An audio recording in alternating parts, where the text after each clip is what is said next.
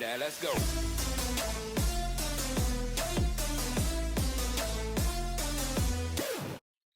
Armenio d'Acosta, bonjour. Bonjour Kevin. Merci d'accepter ce congrès sur l'immunité. Donc, on va être ensemble un petit moment pour parler notamment du sommeil, du cerveau, de l'hypnose. Dans un premier temps, je vais te laisser te présenter. Eh bien, voilà, comme tu l'as dit, je m'appelle Armenio d'Acosta et je suis spécialiste de l'hypnostimulation, dont on parlera probablement plus tard depuis plus de 15 ans maintenant. Et je suis passionné par l'humain en général. Et mon domaine de compétence est plutôt tout ce qui est gestion du stress, gestion du sommeil, l'apprentissage du lâcher-prise, l'apprentissage de la méditation. Et voilà. Et tu as souhaité qu'on parle de l'immunité. Et pour moi, l'immunité, c'est quelque chose qui, de mon point de vue, est directement lié, enfin, en tout cas, de mon point de vue, pas mal lié à mon domaine, c'est-à-dire la gestion du stress. On va peut-être commencer par une chose simple. On sait qu'il y a de plus en plus de personnes qui ont des problématiques pour dormir correctement, entre les réveils nocturnes, ceux qui ont du mal à s'endormir, ceux qui se réveillent un peu trop tôt. Est-ce que toi, tu pourrais essayer de nous faire le lien, déjà nous expliquer les bases à essayer de repérer dans son quotidien qui fait qu'on a des problématiques de sommeil et évidemment, qu'est-ce que ça peut engendrer dans le temps sur notre immunité? Alors, bon, déjà, euh, pour arriver à te donner mon point de vue sur l'importance fondamentale et incontournable du sommeil, il faudrait déjà mettre en place deux notions. La première, c'est que la neuroscience, et je dirais même la médecine tout à fait classique, nous apprend que notre immunité peut être divisée par deux, voire pire, lorsque notre niveau de stress est trop important. Quand on dit notre niveau de stress, alors moi, dans tout ce que je vais vous dire aujourd'hui, pour les gens qui nous écoutent et qui veulent aller un peu plus loin parce qu'on ne peut pas aller complètement à fond dans toutes les notions, je suis beaucoup inspiré par les travaux du professeur Henri Laborie, qui de mon point de vue, qui est un chercheur français, qui de mon point de vue aurait dû avoir le prix Nobel et qui ne l'a pas eu pour des raisons purement politiques. N'hésitez pas je dirais, à découvrir son travail sur le stress et notamment sur l'inhibition de l'action. Voilà. Et donc, bref, tout ça pour dire que, pour donner un exemple, le professeur Henri Laborie, dans ses études sur des souris, a réussi à leur déclencher des maladies sur commande, et notamment y compris des cancers. Et c'est lui, et pas que lui, qui a démontré que quand on est dans un état de stress trop élevé, on peut diminuer notre immunité jusqu'à 50%, je dirais comme toi et moi. Et pour des gens en plus en fragilité, ça peut être beaucoup plus grave que ça, puisque ça peut aller jusqu'au déclenchement de maladies psychosomatiques. Donc, d'où l'importance. Alors, pourquoi du coup, donc on est bien d'accord que si on veut que notre immunité soit au top, eh bien, il faut que notre niveau de stress soit à minima. Et comment est-ce qu'on peut faire pour que notre niveau de stress soit à minima? Alors, pour arriver à ça, il y a deux façons de faire. La première, elle est naturelle, et on va en parler. La deuxième, et j'espère pouvoir en parler peut-être à la fin de notre entretien, personnellement, je m'occupe d'outils, j'ai parlé de l'hypnostimulation, qui est justement un outil qui permet de gérer ce stress. Mais sans investir, eh bien, la première chose à faire, c'est s'assurer d'avoir un sommeil de la meilleure qualité possible. Pourquoi? Parce que il est démontré aujourd'hui, je pense qu'on ne va même pas développer ce phénomène-là, que pas de sommeil, pas de santé. Mais qui dit pas de santé dit pas de santé physiologique, mais aussi pas de santé physiologique. Eh bien, parce que dans le sommeil, dans toute la période de sommeil, et notamment dans la période la plus importante encore, qui est la période du sommeil paradoxal, c'est-à-dire où le sommeil très profond, eh bien, c'est un moment où notre inconscient, on va dire notre être, se régénère aussi bien physiologiquement, nos constantes biologiques, la gestion de nos cellules, de nos hormones, etc. Je ne développe pas. Je pense que ça, c'est ton domaine. Tu pourras d'ailleurs compléter, hein, Kevin, là-dessus. Moi, je vais plutôt m'occuper de l'autre partie, Et puis j'imagine qu'au cours de ce congrès, la partie physiologique a dû être énormément développée par d'autres intervenants. Donc moi, je ne vais pas développer ça. Je vais plutôt développer la partie où le sommeil, c'est véritablement le moment où nos poubelles émotionnelles, nos anciens stress, nos anciens traumatismes, c'est à ce moment-là que notre inconscient va les gérer et notamment va les, si possible, les mettre entre guillemets, ces fameuses poubelles émotionnelles dont je parle. Voilà, c'est une image, hein, c'est pas des poubelles, on n'a pas des poubelles dans le cerveau, mais n'empêche que ce sont des déchets psychiques.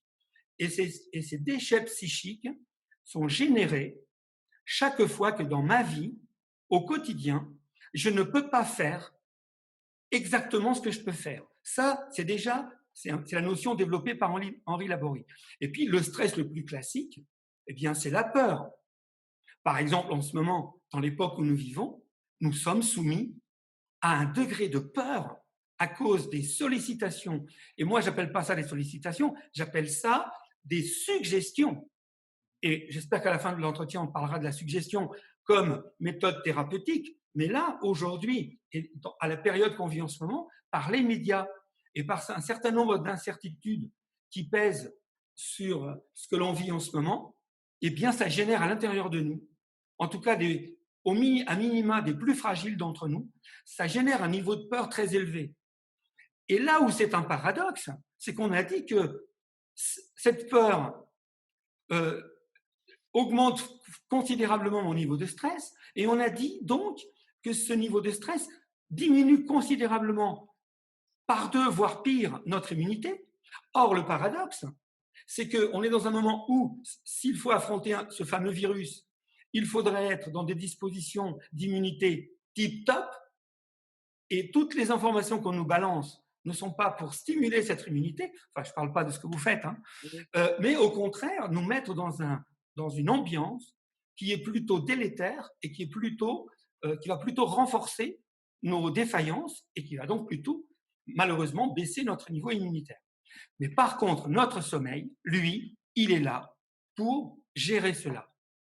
Et normalement, si tout va bien, si notre niveau de stress n'est pas trop élevé, eh bien, chaque nuit du sommeil nous répare entièrement du stress de la veille.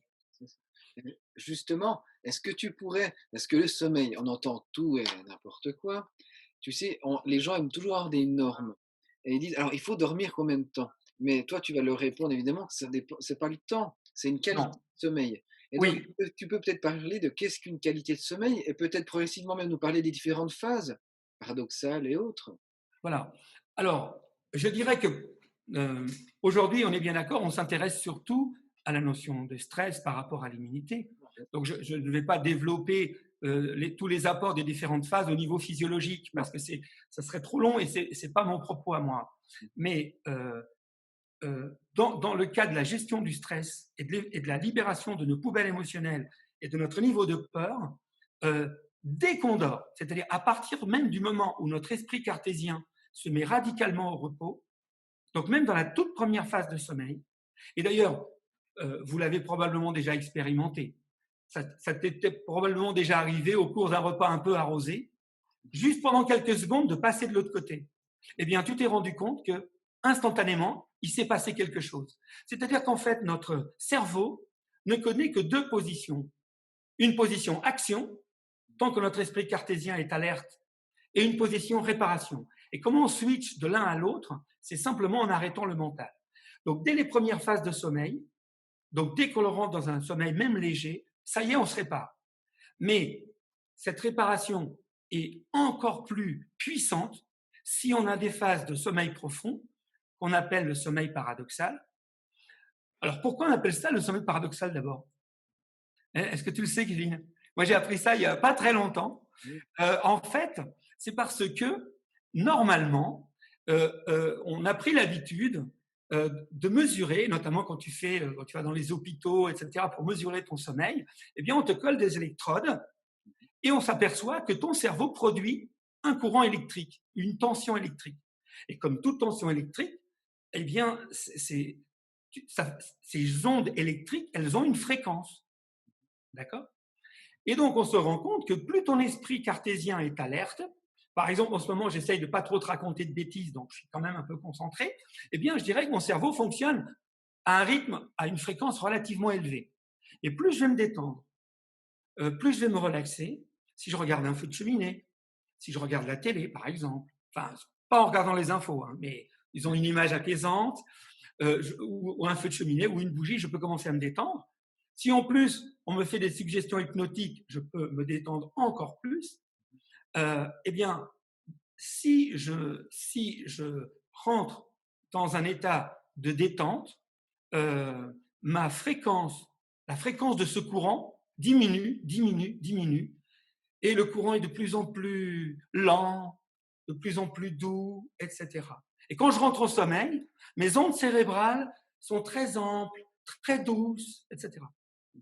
Et à un moment donné, et c'est pour ça qu'on appelle ça le paradoxe, un sommeil paradoxal, c'est que paradoxalement, quand tu es dans les zones de sommeil les plus profondes, ton cerveau va travailler plus vite ou aussi vite qu'à l'état de veille comme maintenant, et souvent plus vite. Et c'est pour ça qu'on appelle ça le sommeil paradoxal.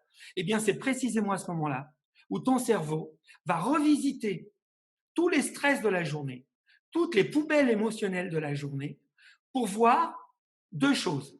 La première chose, est-ce que dans cet événement traumatique ou stressant que j'ai vécu, est-ce qu'éventuellement, je vais pouvoir tirer une leçon de vie de ce que j'ai vécu? Donc, c'est pour ça que ça carbure plein tube, parce que ça va analyser, voir si éventuellement, dans tout ce que j'ai vécu, il y a des leçons à tirer que je puisse intégrer, qui vont faire que le lendemain ou dans le reste de mon activité, eh bien, je ne sois plus tout à fait pareil que la veille et que peut-être je vais mieux m'adapter à mon environnement. Et si jamais mon cerveau, dans toutes ses poubelles émotionnelles et ses stress, trouve éventuellement des leçons à tirer, eh bien, il va les mettre dans une mémoire définitive en disant, la prochaine fois que je suis dans cette situation, je vais réagir d'une façon légèrement différente pour que le niveau de stress que je ressens, pour ce que moi je perçois, pour ce que je prends sur moi, soit peut-être un tout petit peu moins puissant que la première fois. Mais pour le reste, pour toute la partie qui est purement du déchet émotionnel, elle va, comme tu le fais pour ta poubelle qui est sur ton évier, tu ne te poses pas de questions, tout ce qui est dans la poubelle, eh bien, tu le mets à la benne.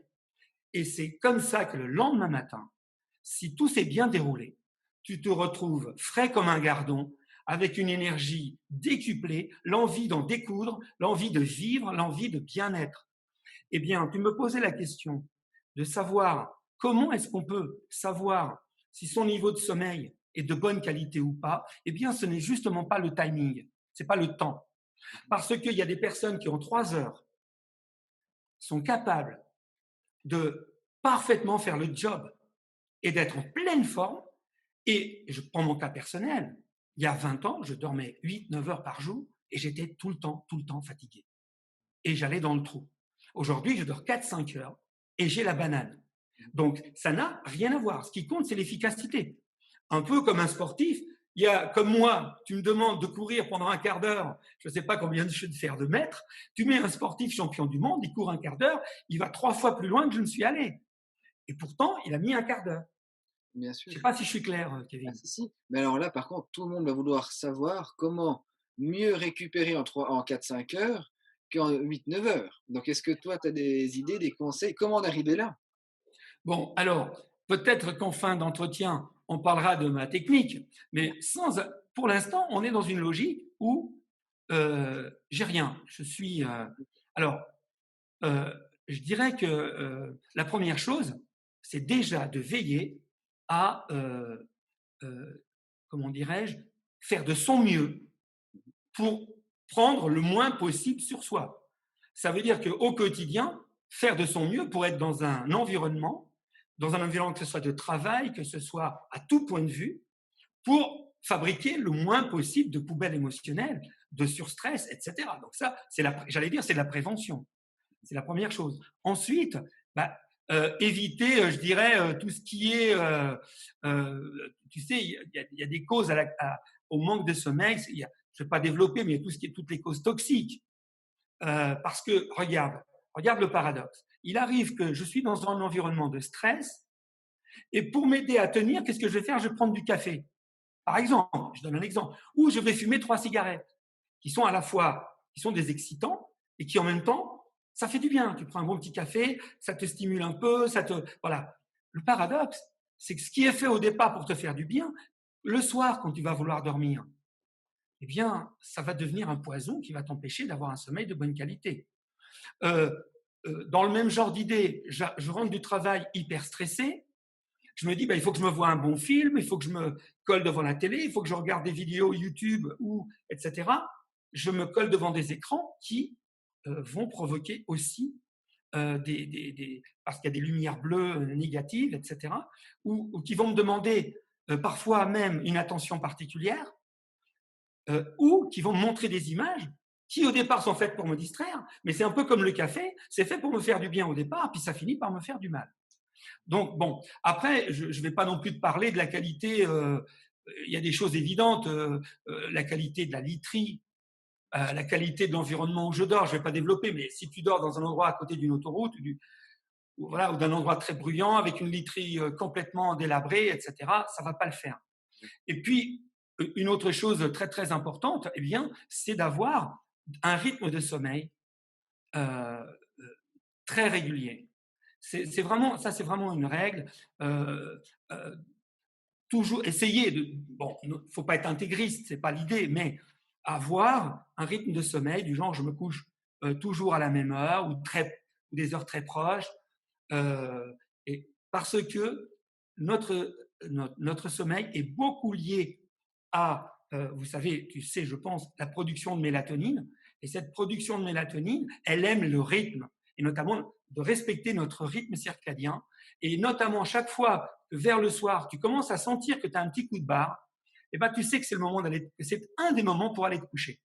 Et si tu rates celui-là, tu attends le suivant. Il va y avoir un suivant tu peux attendre un quart d'heure, 20 minutes, et il faut essayer de prendre le train en marche. Donc ça, je dirais, c'est en faisant le minimum. Après, eh ben, j'invite tout le monde, évidemment, à prendre, et je ne veux pas encore parler de ma technologie révolutionnaire, hein, on fera ça à la fin, mais même sans notre technologie, eh bien, apprendre, et il y a quand même plein de cours là-dessus, plein de méthodes pour apprendre la relaxation, l'auto-hypnose, la méditation guidée, ça dépend par quel biais vous pouvez le prendre, mais tout ce qui va aller dans le sens de me couper un peu du monde, me recentrer sur moi, être à l'écoute de mes ressentis et faire baisser un peu la pression, c'est très bien.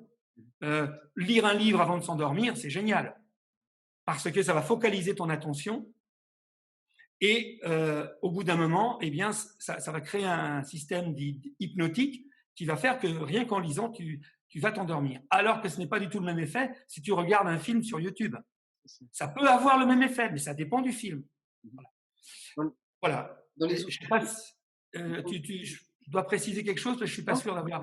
non, mais dans les outils courants là, que tu n'as pas cités aujourd'hui, que je sais que tu apprécies, tu n'as pas parlé de PNL. Est-ce que tu as des petits mots à dire dessus, à partager? Ah, ben, j'en ai un tout petit peu parlé quand j'évoque. Bon, toi, tu parles de PNL. Moi, j'ai évoqué l'auto-hypnose.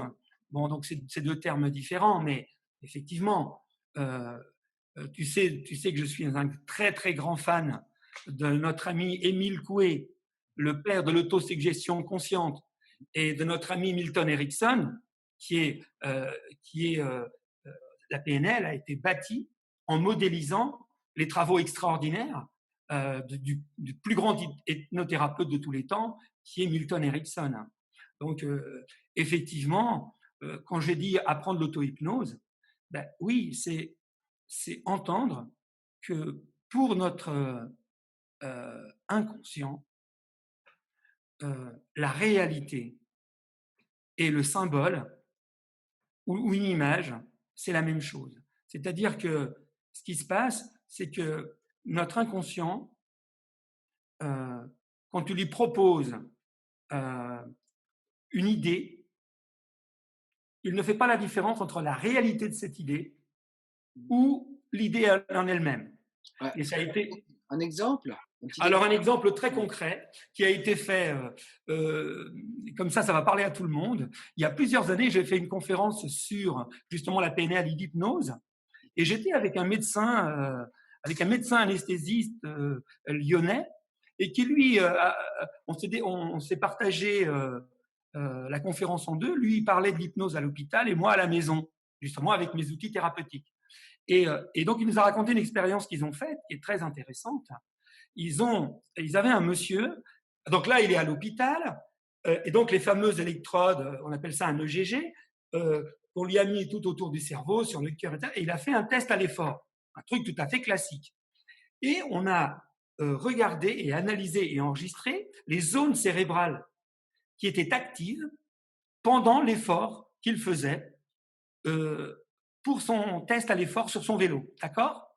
Donc là, il vivait vraiment le truc. Bon, après avoir vécu cette expérience, on allonge la personne qui vient de faire le test en lui gardant les mêmes électrodes. Et ce médecin anesthésiste va donc mettre cette personne en état hypnotique, donc va le mettre en hypnose, et va lui suggérer de revivre, point par point, l'expérience qu'il vient de vivre. C'est-à-dire, il va lui expliquer qu'il est en train d'appuyer sur les pédales, que son rythme cardiaque est comme ci et comme ça, qu'il y a ci, qu'il y a ça. Bref, je vous le fais court, il va lui faire revivre la scène. Eh bien, ce qui est génial, c'est que les zones cérébrales actives sont rigoureusement les mêmes. C'est-à-dire que son cerveau, dans un bon état d'esprit de suggestion, ne sait pas du tout faire la différence entre la réalité que la personne a vécue une demi-heure avant et un état où on lui suggère, où il le visualise, où la visualisation de cet état, pour cette personne, ou plus exactement pour le cerveau de la personne, il n'y a aucune différence, alors que pourtant ses muscles sont radicalement au repos. Donc, ça c'est un exemple. Et là, c'est un exemple concret, vérifié par des tests en hôpital, où on voit physiologiquement cette réalité-là. Alors donc, si j'arrive, avant de m'endormir, à m'auto-suggérer ou à utiliser des outils qui me le suggèrent, que je suis dans un état de calme, ou que je suis dans un endroit de rêve, ou que je suis, que tout va bien se passer, etc., eh bien, il n'y a pas de raison, avec un peu d'entraînement, que ça ne devienne pas ta réalité. Et donc, du coup, tout le stress de la journée va quasiment sortir de ton mental et tu vas pouvoir t'endormir. Parce que le drame, qu'est-ce qui se passe? C'est que quand tu as une journée extrêmement active et stressante, il y a une part de toi qui est ton mental, qui est le pilote de ta vie. Je dirais celui qui est, plus exactement, c'est celui qui est aux commandes.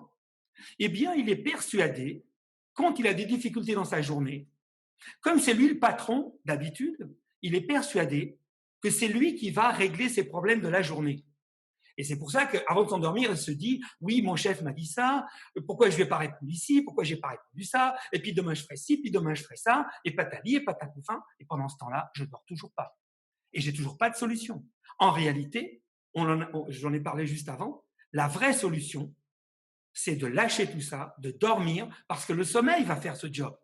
Le sommeil va aller voir ce qu'il faut régler. Le sommeil va aller tirer les leçons. Le sommeil va résoudre 80%, voire 90% de nos difficultés de la vie. Et si j'ai pas, encore une fois, des technologies à ma disposition pour m'aider, eh bien, pour moi, la meilleure des thérapies en ce domaine, c'est le sommeil et encore le sommeil. Ça veut dire que si, contrairement à ce que je t'ai dit tout à l'heure, je me réveille un matin et j'ai pas la frite, eh ben, j'essaie de ne pas prendre trop de stimulants dans ma journée, de pas trop de dérivatifs, d'une part, et j'essaie de dormir de façon supplémentaire, c'est-à-dire de faire des pauses régulières dans ma journée, si possible après manger, faire une bonne sieste, ou au cours de l'après-midi, ou en rentrant du travail. Bref, dormir.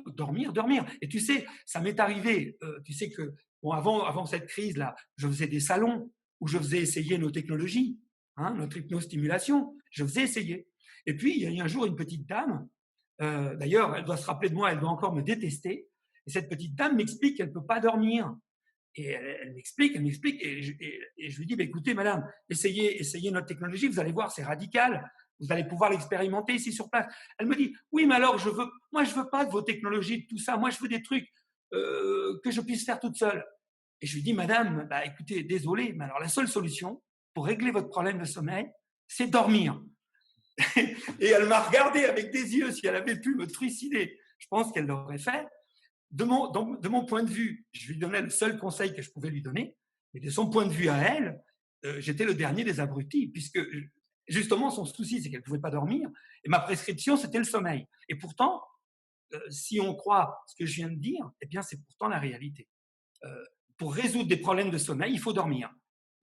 Je veux dire, à un moment donné, quand je dis il faut dormir, parce que c'est là où on se répare. Évidemment, on parlera tout à l'heure qu'il y a des outils, et évidemment, tant qu'on n'a pas d'outils, tant qu'on n'a pas de technique, eh ben, la seule chose sur laquelle on peut jouer, c'est dormir plus. C'est-à-dire, puisque je n'ai pas assez dormi pendant ma nuit, eh ben, j'essaye de trouver d'autres moyens de dormir pendant mes pauses, pendant mon week-end, pendant mes vacances, etc. etc.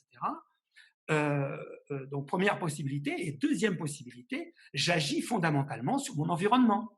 C'est ça, c'est ce que j'allais dire. Tu as raison. Parce que, comme tu l'as précisé, hein, je te laissais terminer, mais il y a des gens qui vont dire oui, mais je ne peux pas me recoucher, c'est l'heure d'aller au boulot. Donc, comme tu le dis très bien, on peut trouver des moments de micro-sieste, on peut trouver, Oui, tant pis, ce n'est pas l'idéal, mais dormir presque tout le week-end pour certains. absolument. Le sommeil, c'est d'être régulier, comme tu l'as dit tout à l'heure, mais aussi on a différentes manières de s'amener un repos, si je puis dire. Il y en a, ils récupèrent mieux lors d'une sieste que lors d'une nuit. Ben, si c'est le Absolument. rythme, c'est comme ça. Donc, personne n'a décrété que c'est que le soir qu'on doit dormir. Absolument. Il y en a d'autres qui fonctionnent autrement. Ils Et ont puis dans appris, le passé, on fonctionnait autrement. c'est ça. Parce que d'ailleurs, Euh, avec le rythme du soleil, comme tu l'as dit, mais regarde, là, normalement, l'hiver, à 17 heures, on devrait tous être au lit, hein, mais du coup, c'est pas le cas. Il y a une et, réalité, voilà. absolument. Et tu sais, alors, il y a des historiens, certainement parmi les gens qui nous écoutent, ils savent ça mieux que moi. Alors, moi, j'ai un souvenir affectif de la chose, mais je me souviens d'avoir entendu une conférence où on nous expliquait qu'à une époque, je crois que c'est au Moyen-Âge, les gens se réveillaient genre à minuit pour faire un repas pantagruélique avant de se rendormir. Ça veut dire que la façon dont nous avons de gérer nos temps de sommeil sont aussi, pour une part, culturelles. Si on regarde dans le monde animal, il y a des animaux qui dorment pendant 6 mois et qui ensuite vivent pendant 6 mois de façon plus intense. Donc, ça veut juste dire qu'il y a Et probablement à trouver. c'est ça. Et on est tous Et, différents et donc de déculpabiliser parce qu'il y en a ah oui, qui culpabilisent de faire la sieste parce que c'est un besoin. Il y en a qui culpabilisent de trop dormir, d'autres qui culpabilisent de pas assez dormir, ça les agace, ils pensent qu'il y a quelque chose de pas normal, mais c'est peut-être juste leur rythme personnel, on est tous différents, hein, par rapport au sommeil. Et juste pour finir sur ce que je disais, c'est important de préciser que oui, la meilleure thérapie pour mieux dormir, c'est le sommeil, et je suis complètement d'accord, même si certains vont nous paraître pour des fous. Et aussi, si c'est récurrent, d'essayer d'apprendre à connaître la source de cette problématique de sommeil. Comme tu l'as dit, évidemment. est-ce que c'est des excitants? Est-ce que c'est parce qu'on mange trop tard? Est-ce que c'est le sport trop tard? Est-ce que c'est le problème avec le patron au boulot? Est-ce que c'est un problème de couple? Alors évidemment, de connaître la raison est aidante. Parce que si on travaille dessus, ça permet quand même d'être plus Oui, relaxé et voilà, d'arriver plus vite au sommet paradoxal, comme tu l'as dit, hein. absolument. Alors, ce qui est fondamental, et alors je rebondis sur ce que tu viens de dire, qui est pour moi extrêmement essentiel. Et donc, et encore ce matin, je répondais à une cliente à ce sujet-là, c'est que le drame, c'est que beaucoup de personnes, quand elles se trouvent dans cette situation, finissent par croire qu'elles sont inadéquates, qu'elles sont malades. Ça ne veut pas dire que, évidemment, si une personne a une grave maladie, ça peut avoir un effet délétère sur le sommeil. Je ne suis pas dans ce cadre-là, on est bien d'accord, hein. Là, je suis hors cadre maladie clairement déclarée, etc., etc., etc. Non. Mais ce que je vois, moi, j'ai même eu le cas dans ma vie personnelle. Mhm. Euh, eh bien, mon ex-femme dormait d'une façon géniale, et pourtant, comme elle avait la croyance qu'elle ne dormait pas assez, se gâchait la vie par rapport à son sommeil. C'est pour répondre sur ce que tu dis. C'est-à-dire qu'il y a des personnes qui, en fait, ont un bon niveau de sommeil, mais qui ne respectent pas leur rythme. Et comme ils ont entendu dire, peut-être par des gens comme nous, ou par la médecine, ou par je dirais, la culture dominante, qu'il faut genre 8-9 heures de sommeil, eh bien, mon ex-femme se disait, ben, moi, je n'ai dormi que 5 heures, eh ben, c'est que ça ne va pas. Donc, comme elle se réveillait, par exemple, à 6 heures du matin, et qu'elle trouvait que c'était pas bien, elle cherchait à se rendormir, à se rendormir. Du coup, ce qui lui arrivait, c'est que des fois, elle réenclenchait un début de cycle de sommeil. Elle était ensuite réveillée par le réveil en plein milieu d'un rythme circadien. Du coup, elle était complètement désaxée et du coup, ça renforçait sa croyance qu'elle avait très mal dormi. Alors que si elle s'était levée à 6 heures, au moment où il y a sa montée d'énergie, son rythme à elle, c'était genre se coucher genre à 11 heures et se réveiller à 6 heures du matin. Point barre. Si au lieu de lutter contre ce rythme, elle avait dit, bah ok, je ne me couche pas à 8 heures parce que c'est pas encore le moment, et je me lève pas à 8 heures parce que c'est trop tard, et quand je me réveille à 6 heures, le mieux, c'est carrément de me lever, commencer ma journée, et là où je sais que j'avais parfaitement, enfin, pourquoi j'ai su que c'était ça? Parce qu'il nous est arrivé, ça vous est arrivé à tout le monde, d'avoir besoin de se lever à 6 heures, Mhm. tu vois. Et là, elle pétait la forme toute la journée. Eh ben, évidemment, tu vois, mais c'était impossible pour elle. Et bon, tu sais que dans un couple, on ne peut pas forcément transmettre certaines choses, tu le sais ça, hein, Kevin. Et donc, elle, dans sa croyance, elle avait un mauvais sommeil, et de fait, elle a fini par se mettre dans la situation d'avoir un mauvais sommeil. Donc, vraiment, méfiance. Euh, D'abord, bien faire un j'allais dire un check-up de, de pourquoi je dors pas bien, ou en tout cas, pourquoi je suis toujours dans ce niveau de tension. Est-ce que c'est des causes extérieures? Est-ce que c'est parce que je vais au-delà de mes limites et que je mets en place plus de poubelles émotionnelles, plus de stress, que mon sommeil ne peut en gérer? Et ça, bah là, il faut faire quelque chose. Ou alors, c'est tout simplement parce que j'ai pris des excitants, parce que j'ai un mauvais rythme, et là, je peux très facilement le solutionner. C'est Voilà. ça. Et pour terminer, je rajouterai une dernière chose sur ce que tu as dit, où là, je suis vraiment d'accord, c'est que les besoins en sommeil, mais évoluent dans le temps, à notre Absolument. âge. Parce que c'est vrai qu'il y a beaucoup de paradoxes. En Occident, hein, notamment en France, eh bien, on demande à nos ados de se lever très tôt. Et souvent, nos ados se couchent très tard avec les écrans, les smartphones. Et eux, ils ont énormément besoin de sommeil parce qu'ils sont en construction. Donc, ils utilisent beaucoup d'énergie hormonale, Absolument. musculaire. Et eux, bah, ils ont trop peu d'heures de sommeil. Donc, il faut les laisser dormir, les ados. Et par contre, un ancien, hein, je fais le grand écart, qui lui bah, utilise quand même moins d'énergie dans sa journée, a peut-être moins besoin aussi de, de, d'heures pour se réparer. Évidemment. Donc Je veux dire, ça c'est évolue logique. dans le temps. Donc ça évolue, ça évolue. Donc c'est Ça normal évolue. aussi. Il y a quelque chose de normal là-dedans, on va dire. Oui, il y a quelque chose de normal, mais si à un moment où ça commence à baisser, tu commences à t'angoisser sur l'idée, en fait, tu rajoutes un stress supplémentaire, tu rajoutes une croyance limitante, et cette croyance limitante va finir par devenir un vrai problème. Et ce n'est qu'une question de croyance, ce n'est plus une réalité. Bah, moi, j'avais un excellent médecin qui disait, qui parlait, on parle souvent des attaques de panique, mais il y a de plus en plus de panique qui crée l'attaque. Donc, tu vois, le fait de stresser engendre la maladie. On le dit, il y en a de plus en plus. Et on voit bien plus souvent de panique attaque que d'attaque de panique. Absolument, je suis tout à fait d'accord avec ça. Le vrai danger, c'est la peur. C'est ça, on y revient toujours. Voilà, on ne sort pas de là, et c'est pour ça que je suis un tout petit peu, bon, mais ça, sans vouloir revenir dans notre environnement, c'est pour ça que c'est vrai que, de mon point de vue, la façon dont on parle à la population en ce moment est pour moi une façon totalement contre-productive, parce qu'il faut responsabiliser les êtres humains, il faut ni les culpabiliser, ni les infantiliser, et surtout pas leur faire peur. Ça, pour moi, ça, c'est vraiment ma croyance profonde. Tout à fait. Et les peurs, il n'y a qu'une personne qui peut les régler, c'est soi-même. Il n'y a On est bien d'accord. aucun outil au monde, ni chimique, ni mécanique, ni environnemental, ni émotionnel, qui pourra empêcher d'avoir peur. On peut aider, mais c'est la personne qui doit les dépasser. Je pense que tu as dit. Absolument. Alors, les dépasser. Alors, tiens, puisque ça peut-être pas, ça a un rapport avec notre sujet, puisque qui dit, entre guillemets, gérer sa peur, dit la faire baisser, dit augmenter notre immunité. Donc, on reste dans notre sujet. Tout à fait. Contrairement à ce que beaucoup de personnes croient, quand on a une émotion violente, voire une peur, vouloir fuir la peur est contre-productif. Alors, je sais que c'est contre-intuitif aussi. C'est-à-dire qu'on se dit, j'ai une grosse émotion qui arrive, j'ai beaucoup de personnes qui me disent, Arminio, comment je peux gérer mon émotion? Mhm. Eh bien, l'erreur, c'est de croire que quand une émotion se produit, elle est encore gérable. C'est trop tard. Tu ne gères pas une émotion. Tu peux faire des apprentissages et mettre en place un système de vie qui fasse que dans cette situation-là, l'émotion n'arrive pas ou cette peur ne se produise pas. Mais à partir du moment où cette peur s'est mise en route, la seule chose à faire, c'est de rentrer dedans. Mhm. c'est-à-dire de l'accueillir, c'est-à-dire de l'entendre. Parce que si tu l'entends, instantanément, alors non, je retire ce que j'ai dit, pouf, pouf. Disons, euh, si tu la refuses, elle va s'amplifier.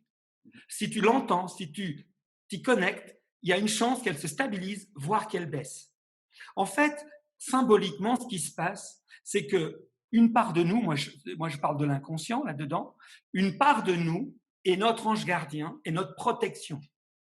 Et il a un rôle fondamental de nous maintenir en équilibre et de nous maintenir en vie. Et quand il suspecte un danger, et le problème, on l'a vu tout à l'heure, et je te l'ai démontré, que pour l'inconscient, un danger n'a pas forcément de réalité. Ça peut être un danger réel, un virus par exemple, bon, si tant est qu'il est réel, ça c'est un autre débat, un virus ou une idée. C'est-à-dire que l'idée du virus est aussi grave que le virus lui-même pour notre inconscient. Donc, si notre inconscient, pour des raisons qui lui appartiennent dans le moment, se connecte à une peur, l'idée, il va vouloir t'avertir, il va vouloir te dire attention, il y a un danger, prends soin de nous, fais attention, protège-nous, protège-nous, protège-nous. Si à ce moment-là, tu lui dis mais ferme-la, mais c'est n'importe quoi, mais pourquoi tu me dis qu'il faut avoir peur? Il n'y a pas de peur à avoir. Genre, si tu cherches à mettre la chape de plomb, le truc, alors là, c'est une erreur grave parce que ça va exploser. Et là, comme toi, quand tu veux dire quelque chose d'important à quelqu'un, au début, tu commences à lui parler tout doucement en disant « Kevin, tu sais, on devrait faire attention pendant ce webinaire, patali, patala. » Bien. Si tu ne m'entends pas, qu'est-ce que je vais avoir tendance à faire? À parler plus fort pour être entendu. Et si je suis toujours pas entendu, je vais finir par hurler. Eh bien, la peur et les émotions, c'est la même chose. Si on ne s'y connecte pas, si on les accueille pas, si on les entend pas, si on les respecte pas, si on veut les gérer, comme on dit, eh ben non, on gérera rien du tout. Ça ne fera qu'amplifier le système. Est-ce que ça te parle, ce que je raconte là? Bien sûr, bien sûr. Bon, tant mieux, parce que, non, mais tu sais, c'est très contre-intuitif, hein, parce que justement, dans mon métier, où mon travail, c'est d'apprendre aux gens à gérer le stress, à gérer leurs émotions, apprendre à se relaxer, apprendre à dormir, eh bien, beaucoup de mes clients, avant d'acheter nos technologies, me posent la question, mais est-ce que votre matériel, est-ce que vos technologies, est-ce que vos méthodes vont m'aider à gérer mes émotions? Et moi, je leur réponds non, je ne vais pas gérer vos émotions.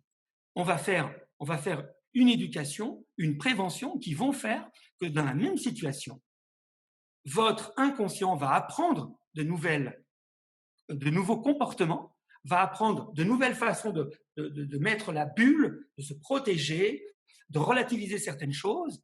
Comme dit Jacques Salomé, je ne peux pas changer le monde, mais je peux changer mon regard sur le monde. Donc, si je change mon attitude face à une situation, l'impact de cette situation sur moi, donc la peur, le stress, la contrariété, peuvent être radicalement différents. Voilà. Donc, ça, oui, ça s'apprend. Mais gérer au sens, elle arrive et j'essaye de la couper, alors ça, pour l'instant, à part chimiquement, et je ne sais pas si c'est une bonne idée, on ne sait pas faire. Et je dirais même qu'en général, dans mon expérience, ce que je vois, c'est que les gens qui prennent, par exemple, des produits chimiques pour annihiler leurs émotions, eh ben, ils s'anesthésient. Du coup, certes, ils n'ont plus de possibilité de vivre des mauvaises émotions, mais ils ne peuvent plus vivre des bonnes non plus. Donc, effectivement, ils ne descendent pas plus bas, mais ils ne peuvent pas remonter non plus. Donc, je ne pense pas que c'est la bonne méthode. Et ça ne règle pas le problème de fond. Ça ne règle pas la cause. Donc, il réémergera à un autre moment. Et oui, et je dirais même que si votre inconscient vous fait vivre des émotions fortes et vous fait vivre des peurs, moi, je dirais que vous avez un capteur extrêmement efficace. Et moi, je suis plutôt dans la logique de vous enjoindre, de remercier cette partie de vous en lui disant merci, merci. Ah, ok, je comprends. Ok, je vais faire attention. Ok, d'accord, merci. Merci de me le dire, merci de me protéger, merci de me donner ce message. Et là, cette partie de toi, rien qu'avec ce principe de dire ok, t'as raison, entre guillemets, hein, c'est symbolique hein, ce que je raconte, eh bien, rien que ça peut calmer les choses. Et le paradoxe, moi, à notre époque, avec les consultants que je reçois, c'est que les gens les mieux en santé, c'est ce que j'appelle souvent les gros bourrus, moi, les gens très francs du collier, et ben ceux-ci, ils c'est ceux-ci qui ont souvent le moins de problèmes, mais c'est souvent les gens les moins bien perçus en 2020 en France ou en Occident. Parce que, Absolument. bah, voilà, et c'est dommage parce que eux, ils se livrent et au niveau émotionnel, ils ont pas beaucoup de choses à régler. Peut-être un peu plus de tact et de rondeur, bien sûr, mais tous ceux qui gardent tout pour eux, qui paraissent très sympathiques et cetera, c'est souvent ces gens-là les plus malades, si je puis dire, hein. Oui, parce que, en fait, et c'est là où c'est là, ça vient, c'est là tout l'apprentissage que nous avons à faire la différence entre, oui, il faut quand même un minimum, entre guillemets, de politesse pour vivre en société, parce que si, au quotidien, je balance en permanence tous mes ressentis à l'instant T, c'est invivable pour moi et pour les autres. C'est pour ça que nous avons ce mécanisme de défense, de protection, qui nous permet, quand on vit une situation négative, de prendre un peu sur soi. Je fabrique une poubelle émotionnelle à ce moment-là, mais le soir, je dors et je vide cette poubelle émotionnelle. Mais si, au lieu de faire ça un petit peu, j'allais dire naturellement, un peu de temps en temps, là, quand il faut, je prends tout le temps sur moi, tout le temps sur moi, tout le temps sur moi, premièrement. Ou deuxièmement, je suis dans une situation où je suis jamais dans l'enthousiasme, je suis jamais dans ce que j'aime faire, je suis jamais dans ma note, dans mes rails, dans ce que je suis, Mmh. eh bien, je vais tout le temps en prendre plein la figure. Et là, on en revient à la prévention. C'est-à-dire que si, à chaque fois, si la personne, si les gens si certaines personnes qui nous écoutent se sentent mal, plutôt que se dire je suis pas bon, je suis mauvais, je suis pas à la hauteur, je suis pas assez. Non, probablement, vous n'êtes juste pas à votre place. Probablement, vous n'êtes juste pas assez respectueux de vous-même. Probablement, ce que vous prenez pour un problème, en réalité, c'est la solution. Alors, je sais que c'est dur à entendre. Et j'ai eu hier soir une personne qui m'envoie un mail en me disant moi, je suis une grande anxieuse, c'est l'horreur absolue. Et je l'ai choqué. Je lui ai dit madame, ce que vous prenez pour un problème, moi, c'est une solution. Ça veut dire que votre inconscient vous met dans un état d'anxiété pour vous dire, pour se faire entendre, cher, cher moi, tu nous maltraites, tu vas au-delà de nos limites, tu ne nous respectes pas. C'est pour ça que je te laisse vivre cette peur intense, parce que je ne sais plus comment faire. Donc, l'idée n'est pas de dire je suis inadéquate, je suis anxieuse, non. Je vis de l'anxiété, ce qui n'est pas du tout la même chose. Et pourquoi je vis de l'anxiété? Eh bien, en général, l'anxiété, qui d'ailleurs empêche de dormir, est souvent liée à une grande pulsion de vie. C'est-à-dire, comme dit encore Jacques Salomé, hein, ce sera son jour aujourd'hui, la fonction des peurs, c'est de cacher des désirs. C'est-à-dire, pourquoi j'ai de l'anxiété? L'anxiété est souvent liée au futur. C'est-à-dire, je suis dans la peur de ne pas y arriver, peur de ne pas atteindre mes objectifs, peur de la mort, peur de ce qui pourrait venir. Enfin, ça, c'est l'anxiété. Mais en réalité, derrière cette peur, qu'est-ce qu'il y a? Ben, il y a un désir de vivre, il y a un désir de s'épanouir, et un désir de s'exprimer, un désir d'être. Et plutôt que de se concentrer et de dire je suis anxieuse, non, j'ai une grande pulsion de vie et je veux tellement vivre, je veux tellement m'exprimer que du coup, par contre-coup, je ressens de l'anxiété par rapport au fait que pour l'instant, je ne me suis pas encore mis en mouvement et donc forcément, je vais ressentir en quelque sorte l'anxiété de ne pas avoir encore avoir pu mettre en œuvre toute mon énergie pour réaliser mes désirs. Est-ce que je suis clair? Est-ce que je ne suis pas sûr? Si, si, si. C'est clair? Oui, oui, J'ai un peu peur là. oui, oui, Parce que très bien. je pars dans mon truc là. Mmh. Non, non, mais très bien. Et donc, moi, j'ai eu une toute autre question, mais peut-être que tu auras pas d'avis là-dessus, mais je te la pose quand même. On a parlé avec un autre intervenant dans d'autres vidéos, des 3 cerveaux, cerveau reptilien, cerveau des émotions, le cortex, mais on n'a pas parlé des 2 cerveaux, tu sais? Entre plutôt le logico-mathématique et l'artistique.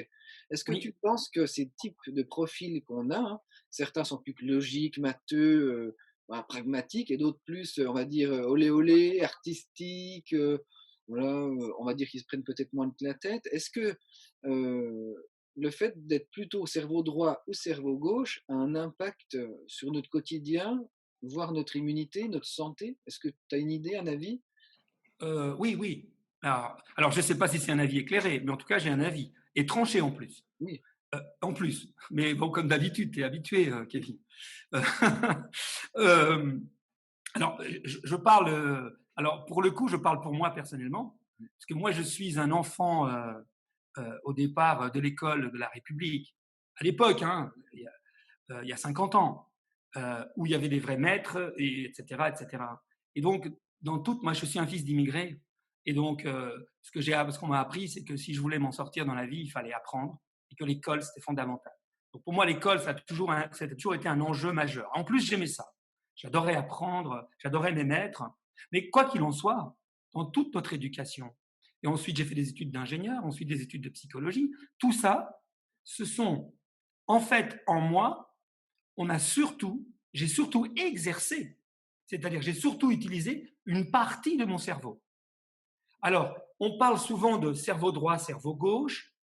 Alors, a priori, ce n'est pas tout à fait pareil qu'hémisphère droit, hémisphère gauche. C'est-à-dire qu'en fait, en gros, si j'ai bien tout compris, il y a du cerveau droit dans l'hémisphère gauche et aussi un peu de cerveau gauche dans l'hémisphère droit.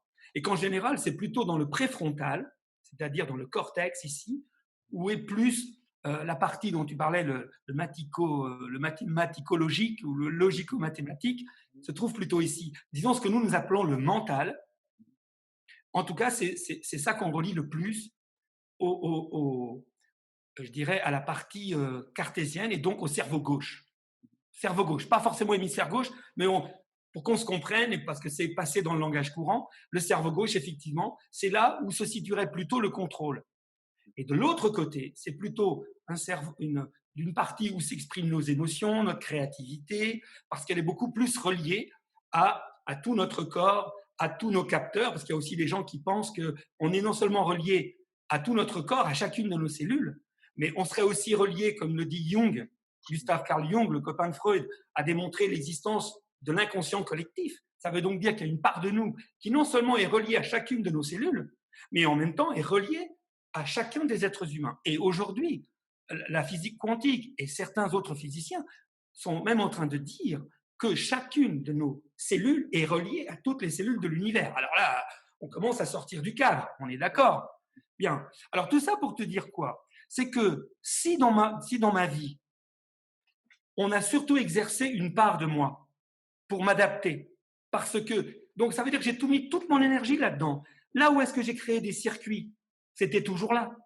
Ça veut dire que, effectivement, pour réussir mes études, pour réussir certaines opérations techniques et pragmatiques, mon cerveau gauche a été d'une utilité extraordinaire. Bravo à lui. Mais le jour où il a fallu que je commence à me découvrir, quand j'ai fait mon grave burn-out, qu'il fallait que je commence à me poser la question, mais où suis-je, où vais-je, où cours-je, comme dit l'histoire, eh bien l'autre partie de moi, elle n'avait jamais été exercée. C'est pas que c'est pas que j'avais pas les possibilités, c'est pas que j'étais moins développé de ce côté-là qu'un autre. C'est juste que ce côté-là n'avait pas été utilisé. Ça, c'est la première chose. Et la deuxième chose, c'est que c'est un truc classique. Et tu sais, j'ai eu dans ma vie une entreprise de plomberie. Et bien, une entreprise de plomberie, eh bien, j'avais un de mes collaborateurs qui était un féru de la clé multiprise. C'est-à-dire que lui, quel que soit le truc qu'il avait besoin, il avait besoin de dévisser une vis, il utilisait sa clé multiprise. Il y avait un bec verseur d'un robinet, il mettait la clé multiprise partout, partout. Il abîmait tout. Et je devais lui faire la guerre. Eh bien, c'est exactement ce que nous faisons beaucoup d'entre nous. C'est-à-dire que comme j'avais développé cet outil pour mon collaborateur, c'était la clé multiprise. Et en gros, j'avais développé une clé à molette tellement intéressante, que même quand il fallait dévisser une vis, je ne voulais pas prendre un tournevis, mais je voulais utiliser ma clé à molette. Et c'est ça qui nous mène dans le mur. C'est que du coup, les ressources inconscientes, n'ayant jamais été prises en compte, le jour où elles m'arrivent en boomerang, je suis complètement perdu, parce qu'avec ma clé à molette dans les mains, que je crois être capable, c'est-à-dire mon cerveau gauche, que je crois être capable de tout résoudre, de tout régler, là, je suis perdu. Et du coup, je peux rentrer dans une spirale en me disant, finalement, je suis nul, je suis mauvais, j'y arriverai jamais. Il y en a qui sont capables de s'écouter, moi, je ne peux pas, etc., etc., etc. Donc, moi, je ne crois pas au fait qu'il y a je veux dire que je ne crois pas au fait qu'on soit condamné à ce que notre mental soit le patron et qu'il y a des gens qui n'ont pas l'autre partie activable, si je puis dire. La seule chose, c'est qu'il faut apprendre à s'en servir, tout simplement. C'est ça. On est tout, ça s'apprend. Moi, j'ai appris. C'est mon travail aujourd'hui, de mon mieux, d'apprendre à d'autres personnes à le faire. Mais en plus, la seule chose, c'est de ne pas croire que par la compréhension Par le contrôle, on va pouvoir gérer notre inconscient. C'est pas possible pour deux raisons. La première, c'est que c'est pas le bon outil. C'est pas le bon outil. Et la deuxième, c'est que il y a une. Tu connais l'histoire, la métaphore de l'iceberg. Mhm. C'est-à-dire que dans notre être global, l'influence, ce que notre mental peut contrôler, est tellement minuscule par rapport à ce que notre inconscient est capable de gérer qu'il y a un déséquilibre absolu. Donc vouloir contrôler tout son être juste avec son cartésien, c'est génial quand l'être est d'accord. Là, c'est fantastique. Quand les deux sont en accord, c'est fabuleux. On a l'impression que nous sommes des dieux sur Terre et que tout roule, tout est fluide, c'est génial. Mais le jour où il y a un conflit entre ce que je veux, ce que je peux ou ce que je veux vraiment, alors là, les ennuis peuvent commencer. Voilà. Je ne sais pas si j'ai répondu à ta question. Si, si, bien sûr, si, si, bien sûr. Et du coup, pour conclure, donc c'est vrai que nous, on se connaît, hein, donc tu m'as souvent donné ton expérience et il y a quelque chose qui t'a aidé à t'en sortir personnellement, malgré toutes tes compétences, c'est ce fameux outil dont on parle depuis tout à l'heure. Donc effectivement, moi je rassure tout le monde, hein, une fois de plus, que on n'a aucune visée commerciale. Nous, le but, c'est de faire connaître des outils qui peuvent aider dans le quotidien. Et c'est important de savoir que ces choses existent. Après, chacun peut avoir envie d'investir ou non, hein. Il y a d'autres outils, d'autres, comme on l'a dit, hein, dans la visio, il y en a qui vont préférer lire, faire attention à l'environnement, trouver la source du problème. Mais c'est vrai que l'outil que tu connais, que nous on présente à nos élèves et qui les utilisent dans notre cursus, eh bien c'est très aidant en tout cas. Et donc, si tu peux partager ton expérience, nous en parler pour conclure et même expliquer comment cela fonctionne, du coup, et faire le lien, et ça ferait un petit résumé avec la visio qu'on vient de faire. Écoute, c'est avec grand plaisir. Bon, alors, j'aime pas trop ça, mais en l'occurrence, là, il faut que je parle un peu de moi, mais j'en ai déjà un peu parlé. Donc, vous voyez ce jeune fils d'immigré qui va de son mieux développer son esprit cartésien. Eh bien, à un moment donné, dans ma vie, et puis comme je suis quelqu'un qui a beaucoup d'énergie au départ, je me suis tellement investi, j'ai créé une entreprise à l'époque, justement dans le second œuvre du bâtiment, hein, comme je viens d'en parler. Et cette entreprise a tellement bien marché, d'un certain point de vue, qu'elle m'a conduit jusqu'à mon niveau d'incompétence. Tu vois? C'est-à-dire que pour créer cette entreprise, pour la développer, j'avais des compétences, mais ensuite, il fallait la gérer. Il fallait faire tout un tas de choses pour lesquelles j'avais pas les c'est-à-dire que j'avais pas les compétences pour gérer l'outil que j'avais créé en fait. Genre, au début, j'ai passé mon permis de conduire avec une 2 chevaux, puis un jour, je me retrouve au volant d'une Ferrari, je sais plus faire. Et à ce moment-là, moins j'y arrivais, plus je voulais y arriver, toujours en mettant toujours en œuvre mon fameux esprit cartésien. Je fais pas ci, je fais pas ça, perte de sommeil. Enfin, je te la fais courte. Mmh. Et là, sur 3 ans, et notamment les 6 derniers mois, je suis arrivé au fin fond du fond. J'ai vécu un vrai burn-out. Donc, début fatigue chronique, dépression, burn-out. Je suis allé vraiment très très loin. Et j'ai eu la chance à l'époque que mon médecin traitant était aussi hypnothérapeute. Donc, il m'a à la fois fait découvrir l'hypnose et l'outil que je vous évoquerai juste après. Il m'a fait découvrir cet outil.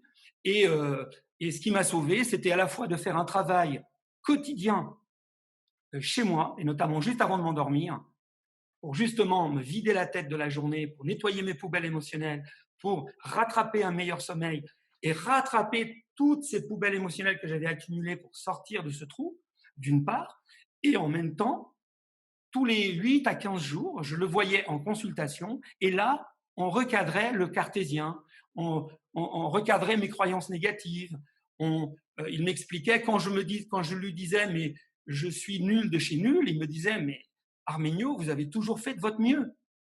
Sauf que au moment où vous faisiez de votre mieux, c'était par rapport à ce que vous saviez faire au moment où vous le faisiez.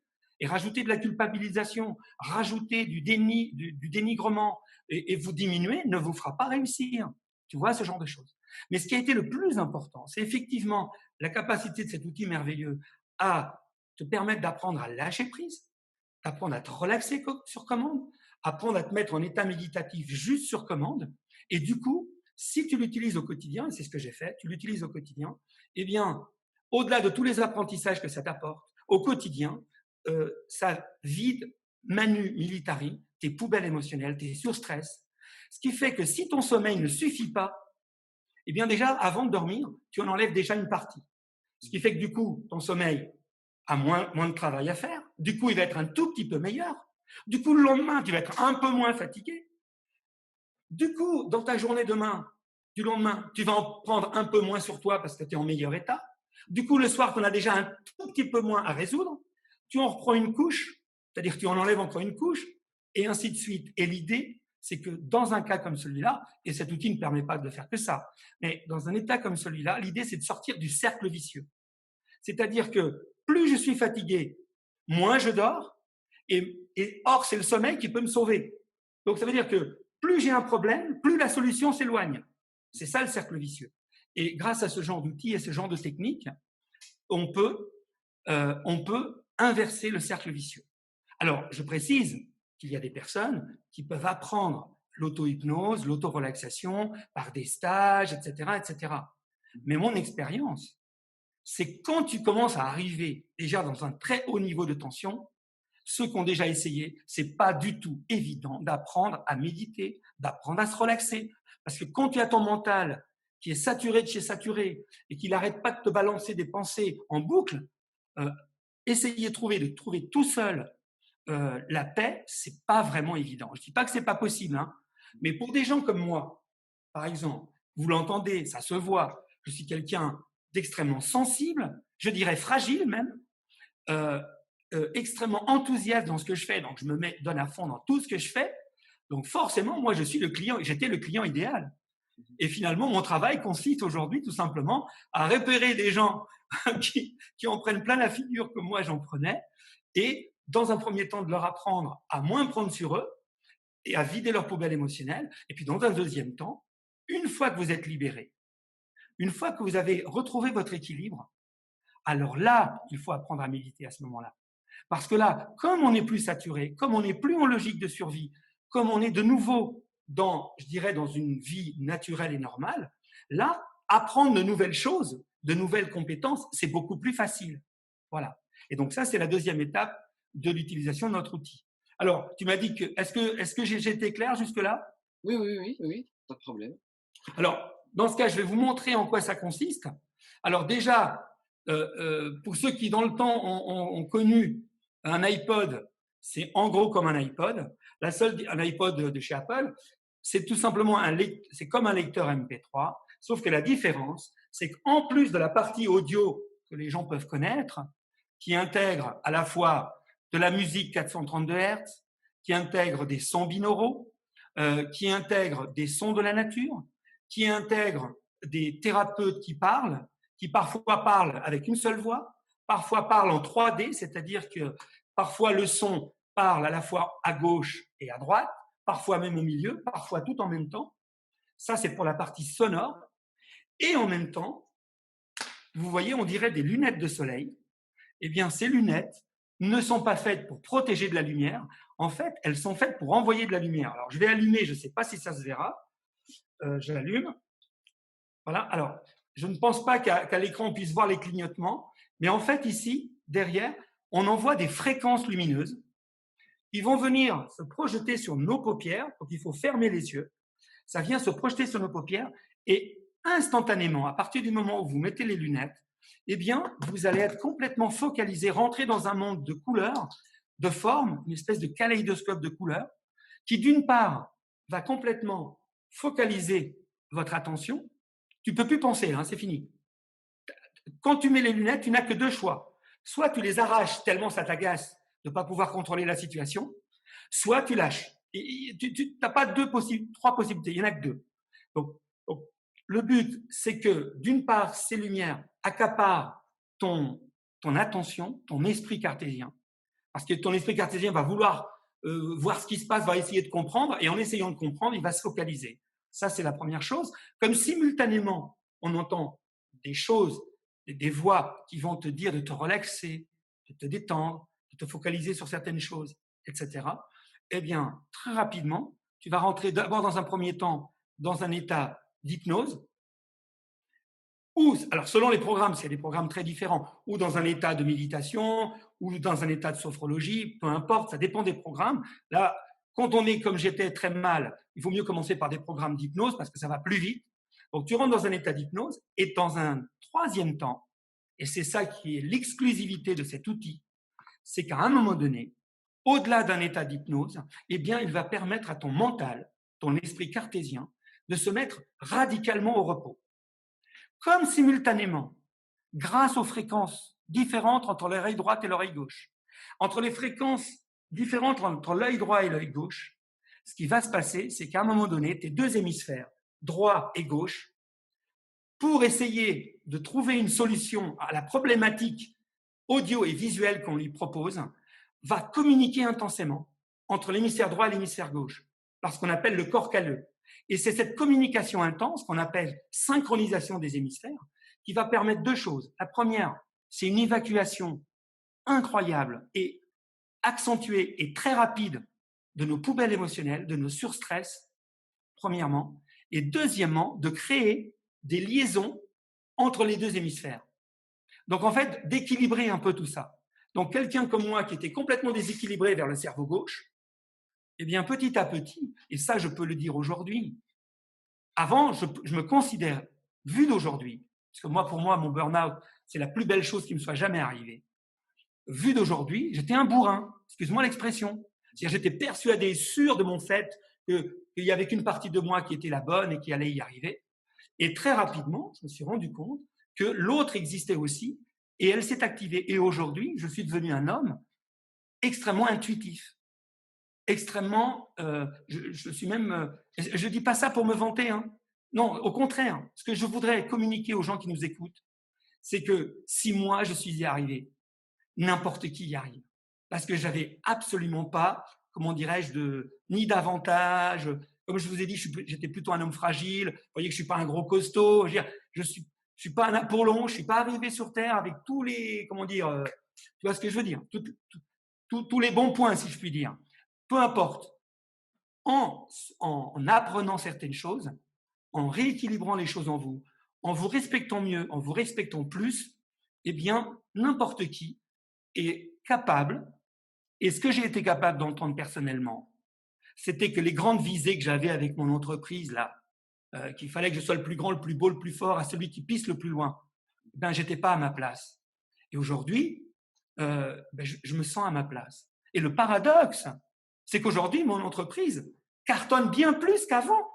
Et cette entreprise-là, tu vois, c'est ça le paradoxe. C'est-à-dire qu'en gros, j'ai lâché l'idée qu'un jour j'aurai une grande entreprise et en me concentrant sur moi, et du coup, en me mettant plus à ma place, finalement, cette entreprise que j'aspirais, elle est là quand même. Et pourtant, je suis à ma place. Et encore une fois, je ne dis pas ça pour me vanter. Hein. C'est au contraire pour, comment dire, pour témoigner que tout le monde peut y arriver. Eh ben, merci pour ce moment de partage, Arménio. J'ai l'habitude, dans ce congrès, de toujours laisser le mot de la fin à la personne, hein, donc à toi. Est-ce que tu as un ou des derniers conseils à donner par rapport à tout ce que tu nous as partagé déjà, pour encore pouvoir nous aider au quotidien, notamment l'immunité, notre immunité chacun? Voilà, bon, on a dit énormément de choses. Euh, euh, pour moi, alors c'est pas une règle pratique que mais qui me tient le plus à cœur. C'est une règle symbolique. C'est l'idée que nous sommes venus sur Terre pour jouer une note, comme si nous étions dans un grand orchestre. Et nous sommes venus non seulement avec un instrument donné, mais quasiment avec une note, ou en tout cas un ensemble de notes à jouer. Et que finalement, l'objectif, si je suis un violon et que je dois venir jouer un concerto, et si je veux toute ma vie être un piano et jouer du piano, ça va pas bien se passer pour moi. Ça, c'est et de ça découle le fait que je suis venu jouer du violon. Et mon ego, mon esprit cartésien, lui, parce qu'il a été déformé par des sollicitations externes, par le politiquement correct, par les suggestions de l'environnement ou les suggestions d'éducation, a été, entre guillemets, dévoyé de sa voix, eh bien, comme je ne joue pas du piano, je vais me trouver nul, je vais me trouver mauvais, je ne suis pas bon.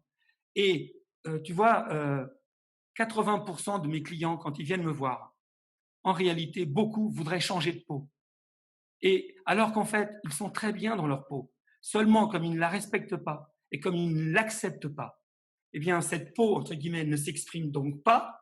Et du coup, ça leur donne raison, évidemment. Ils sont pas bien, ils sont pas heureux. Mais pas parce qu'ils sont mauvais, parce qu'ils sont juste pas à leur place. Et qu'ils n'acceptent pas l'idée d'être juste ce qu'ils sont.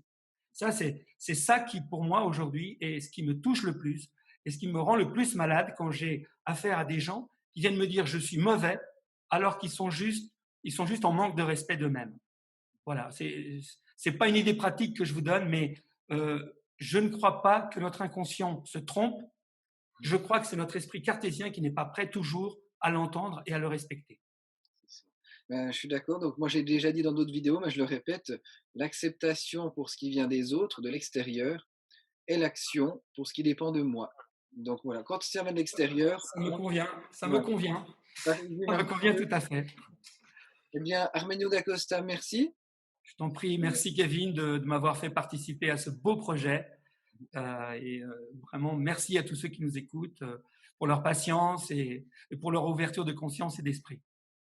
Merci. À la prochaine. À bientôt.